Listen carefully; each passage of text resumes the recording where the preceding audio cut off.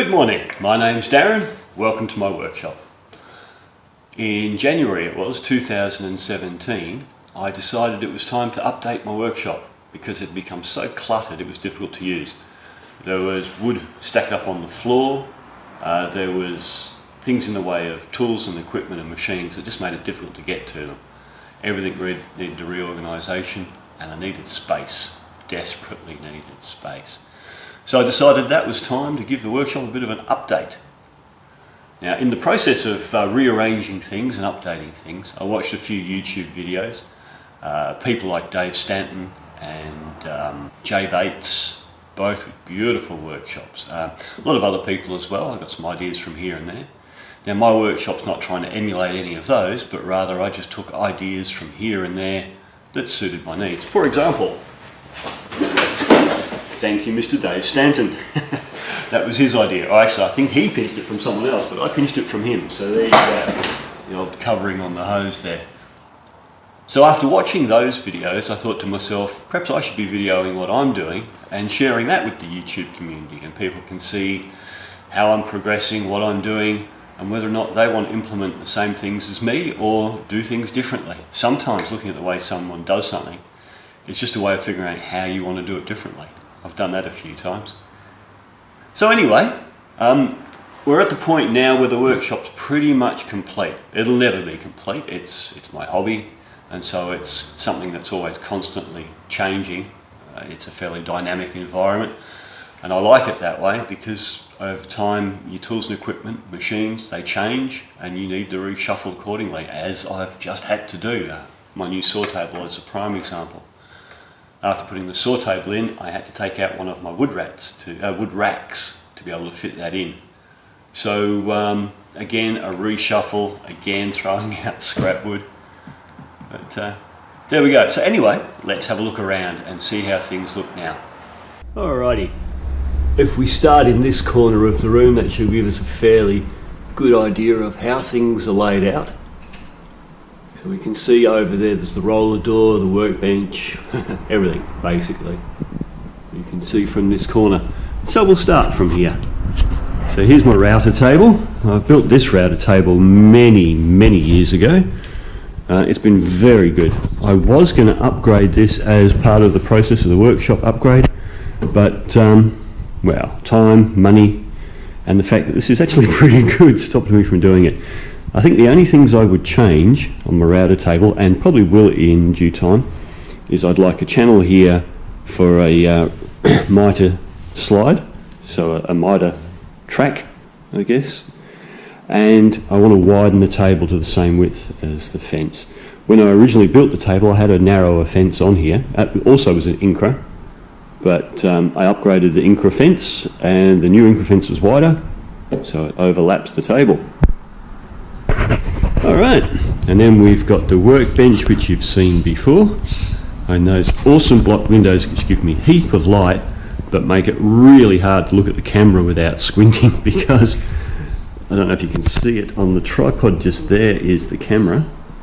That moves around as needed, of course. I say camera, it's actually my phone. I do all of this with either this GoPro or an iPhone 8. Before that was an iPhone 6S, which actually had a better microphone in it than the 8, I think. Okay, so moving around, of course you've all seen the mitre saw before, the wood rack above it, and the box storage for the Festool stuff there. And of course there's the drawer I built. There's the corner we've just come from, and you can see my dog's collection of sticks and holes in the back garden there. And then over here we've got the thickness planer and the big boy belt sander. Down there we've got a Festool dust extractor, Festool sander. Over here in Highly Brightland, the drill press table. Now that was amongst the things I set myself to do, of course, was to build a new table and a new stand for the drill press, which I did. Also put up a couple of blocks here, box shelves I should say, a couple of box shelves here for some more wood storage and Festool storage. Of course we've got the Festool storage again there. And my Nova lathe, Nova 3000, which is actually getting pretty old now. And over here in the corner, this is a fairly new addition, you guys haven't seen this one yet. I've taken out my old sharpening station and put in one on wheels basically. And the main reason for, well, there's two main reasons for that. One, the storage underneath is really good, but two, having the whole thing on wheels allows me to wheel the grinder out away from the wall, because some things, for example, let me pick that up, some things have big log handles on them and you just can't sharpen them otherwise. So there we go. Alright, spinning around. We've got my Carbotech bandsaw, on which I store my mitre slider, or mitre 1000 by Incra, somewhere to keep it. Moving on, we have the MFT3 table, the Carbotech saw, table saw, and the jointing plane. Okay, so, and a big dust extractor there for the jointing plane, and the sanding belt. Other things that have changed since last I made a video of these things, I've converted these lights here over to LED. So I had two LEDs in the ceiling before, but I've replaced these four lights which were fluorescent with LED. That's given me a lot more light. It's a lot brighter in here and using a lot less energy. Overall, by replacing those four with LEDs, I've saved 60 watts. So a saving of 60 watts means I can have a light directly over my lathe now and still be using less power. Excellent. Machines, tools, benches and wood all compete for space. On top of that, space is needed to move around, access the machinery, and still leave some room for assembling projects. I'd say the most common problem I've had throughout this process has been the storing of wood. In most part, the solution for me, sadly, has been to throw it out. Now that might sound a bit harsh, but that's what it's ended up being. I just had more wood than I can store. I gave a heap away as firewood and discarded a heap in the bin. But I've also come up with some interesting storage ideas, different things around the place, ways to keep it out of the way. For example, here you can see I've got the floorboards tucked up behind the sharpening station, stood up on their ends, and just down a bit there's another stack of wood between the lathe and the sharpening station.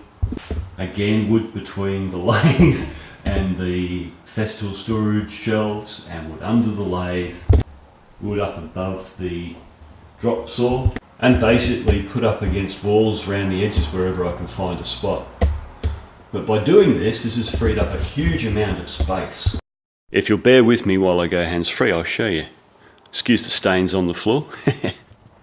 Or not, whatever. Okay, so you can see now, everywhere there's room to walk. I can walk all the way around all of my equipment. Everywhere. Okay, so I can walk behind things. It's not cluttered, I'm not stepping over things. There you go, another little bit of wood storage. There's the brick, the famous brick. And this alone has made the workshop so much more pleasant to be in. So much more pleasant to walk around. I can access my tools a lot quicker now. For example, I've moved my saws over to this cupboard, which is closer to my workbench.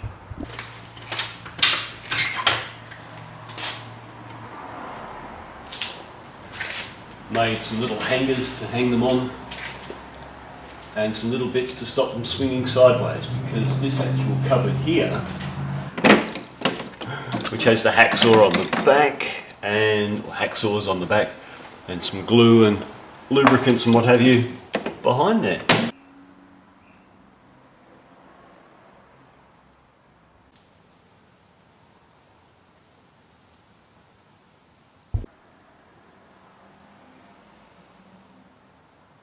I've even reorganised my screwdrivers in a way that I like.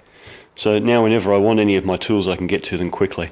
So I guess that would be my biggest bit of advice for anybody else, would be get your workshop clean, tidy, uncluttered, to a point where it's a pleasure to be in.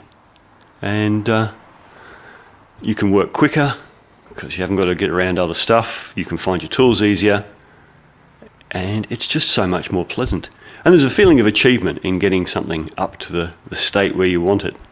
So overall, I'm very pleased with the upgrade. The workshop is pretty much the way I want it now. Obviously, if I had unlimited space and unlimited money and unlimited time, it would be a very different place indeed. But like most of you out there, you know, I've got a day job. This is something I can't spend every day doing and don't have the funds to do. So anyway, if I was to do this all again, what would I do differently? Not a huge amount. I would have thrown away a lot more wood early on in the piece. I would have been very, very harsh, thrown away a stack of wood, and that would have sped up the whole process. But being a woodworker, you look at these little offcuts and you think, oh, I could use this for something. This will come in handy for this will come in handy for that. But when you've got 50 or 60 pieces the same, all coming in handy for the same thing, there's not much point keeping them. I guess that's the other thing, yeah. Having it uncluttered and easy to move around has made the place safer. Before there was a bit of a trip hazard, I guess, here and there with the piles of wood, having to step over them. I didn't trip, I was very careful, and the piles weren't just randomly everywhere. If you look at the first video and you see piles of wood on the floor, that is because I'd emptied that rack behind me and taken, you know, all the stuff off that, so that had to go somewhere. It was never as that bad. But it was pretty bad, and now it's pretty good. So what's next? Well, like I said, it's a work in progress. Even though I've finished what it is I set out to do now, there will be other things. I probably will upgrade the router table, and I might update the workbench, although I love this workbench. I put a lot of effort into it when I built it, and I built it nice and solid and strong, and it does things the way I want it to do them. So well, I guess there's my answer. I shouldn't change my workbench, but the whole layout isn't all MFT style, and I want to get the holes all the same as the MFT top. So I might fill in some of the old holes and drill out newer ones all at MFT3 spacing. Anyway, that's for another day. I hope this has been of some use. Have a great day. Thank you for watching, and I'll see you later.